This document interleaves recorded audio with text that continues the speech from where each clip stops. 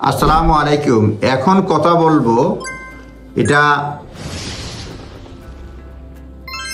সর্বশেষ video, most possibly ষষ্ঠ video, সর্বশেষ ভিডিও এই ধরনেরই।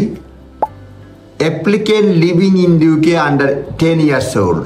অ্যাপ্লিকেন্ট ইউকেতে বসবাস করে 10 বছর, মানে তার বয়স 10 ইউকেতে আছে।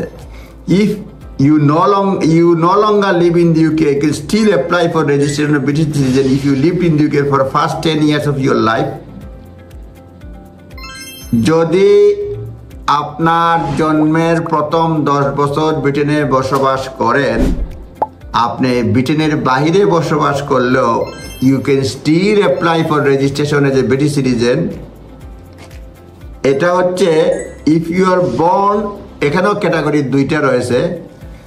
If you are born between 1st January 1993 to 2006, you can apply if you did not spend more than 90 days outside UK each of the first 10 years of your life, and neither of your parents were British citizen or settled in the UK at that time.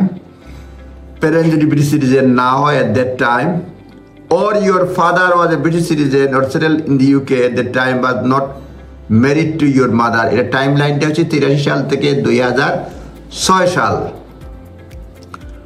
আপনার জীবনের 10 বছর, প্রথম 10 বছর যদি ব্রিটেনে কাটান, তাহলেও রেজিস্ট্রেশনের জন্য অ্যাপ্লাই করতে পারবেন। এটাও দুইটা ক্যাটাগরিতে রয়েছে। আপনার জীবনের প্রথম 10 বছর যদি ব্রিটেনে কাটান এবং এমনকি আপনি ব্রিটেনে বর্তমানে নাও থাকেন, তাহলেও আপনি ব্রিটিশ সিটিজেন হিসেবে রেজিস্ট্রেশনের জন্য অ্যাপ্লাই করতে পারবেন। এটা দুইটা ক্যাটাগরিতে। যে এই সময়সীমাটা হচ্ছে 1 জানুয়ারি 1983 সাল থেকে 30 জুন 2006 সাল।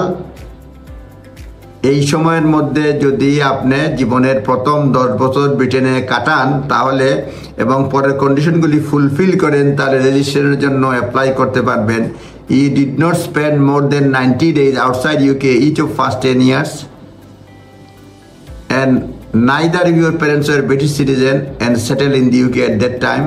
ওই সময় কেউ সেটেল থাকে না বা ব্রিটিশ সিটিজেন ছিলেন না, এটা একটা ক্যাটাগরি। অথবা your father was a British citizen or settled in the UK at that time but mother was not married to your and was not married to your mother. Father বিবাহিত না। Mother যদি হয়ে থাকে, মানে কোনো parents, মানে আপনি যদি জীবনের প্রথম 10 বছর এখানে থাকেন, বর্তমানে আউটসাইডে থাকেন এবং 10 বছরের মধ্যে কোনো প্রতি বছর 90 দিনের বেশি আউটসাইড থাকেন না। এবং আরেকটা কন্ডিশন হচ্ছে যদি কেউ ব্রিটিশ সিটিজেন না হয়ে থাকে, অথবা ফাদার যদি ব্রিটিশ সিটিজেন হয়েও থাকে, মাদার সঙ্গে বিবাহিত না, তাহলে আপনি 10 ইয়ার্স রুলে ফার্স্ট 10 ইয়ার্স স্পেন্ড করলে এখানে সিটিজেনশিপ হিসেবে আপনি রেজিস্ট্রেশনের জন্য অ্যাপ্লাই করতে পারবেন। এটা আসলে আরও একটা ভিডিও করতে হবে আপনাদের জন্য, কারণ আরেকটা বিষয়ে কথা বলবো। এটা এখানে শেষই করে দিতে চাই, কনফিউশন থাকার দরকার নাই। If you are born after 1st July 2006, you can apply. You did not spend more than 90 days outside UK each of your 10 years of your life, and neither of your parents were British citizen or settled in the UK. এটা হচ্ছে সর্বশেষ, এটাই শেষ করবো ভিডিওতে। বলছিলাম আরেকটা video তো করা যায় কিনা। You did not spend more than 90 days, যদি 2006 সালের 1 জুলাইয়ের পরে জন্ম নেওয়া হয় এবং ব্রিটেনের জীবনের প্রথম 10 বছর কাটান তা, এবং প্রতি বছর 90 দিনের বেশি বাইরে না কাটান, এবং আপনার প্যারেন্টস যদি কেউ ব্রিটিশ সিটিজেন না হন, তাহলেও রেজিস্ট্রেশনের জন্য অ্যাপ্লাই করতে পারবেন।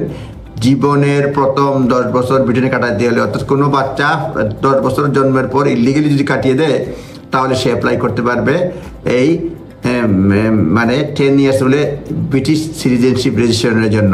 এ হচ্ছে গাইডলাইন্স। দয়া করে অবশ্যই লয়ারের পরামর্শ নেবেন। ভালো থাকবেন। আসসালামু আলাইকুম।